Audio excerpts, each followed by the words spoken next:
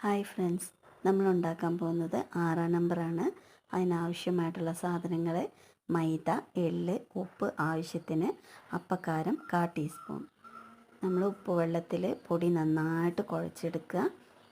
നല്ല ചപ്പാത്തിക്കൊക്കെ കുഴക്കണ മാതിരി നല്ല സോഫ്റ്റായിട്ട് കുഴച്ചെടുക്കണം. ഇതുപോലെ നല്ല സോഫ്റ്റായിട്ട് ഉണ്ടല്ലേ. എന്നിട്ട് നമ്മൾ പരത്തിയിട്ട് സ്ക്വയറായിട്ട് പരത്തി വയ്ക്കുക. എല്ലാം സ്ക്വയറിലാണ് പരത്തി വയ്ക്കുന്നത്. നേർമേനെ സ്ക്വയറിൽ പരത്തി വയ്ക്കുക.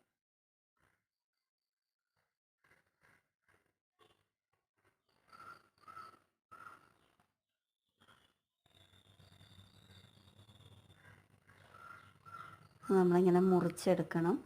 അത് ഞങ്ങൾ ഡയമണ്ട് ഷേപ്പിലാണ് നമ്മൾ മുറിച്ചെടുത്തിരിക്കുന്നത്. സ്ക്വയറായിട്ടും ഡയമണ്ട് എങ്ങനെ വേണമെങ്കിലും ആക്കാം. ഇങ്ങനെ ഓരോന്നും ഇതുപോലെ മുറിച്ചെടുക്കാം.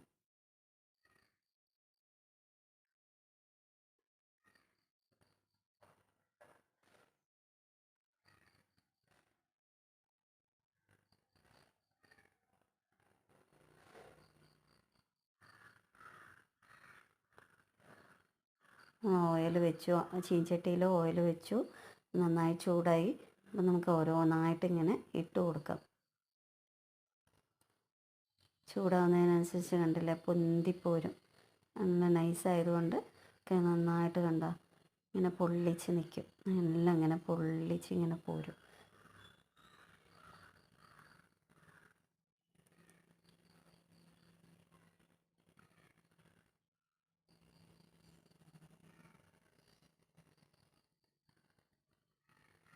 ഒന്ന് ചൂടാകുമ്പോൾ ഒരു ഭാഗം മറിച്ചിട്ട് കൊടുക്കാം.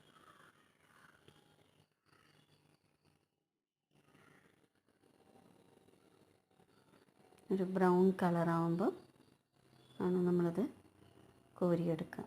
നന്നായിട്ട് കണ്ടൊക്കെ പൊള്ളി ഇങ്ങനെ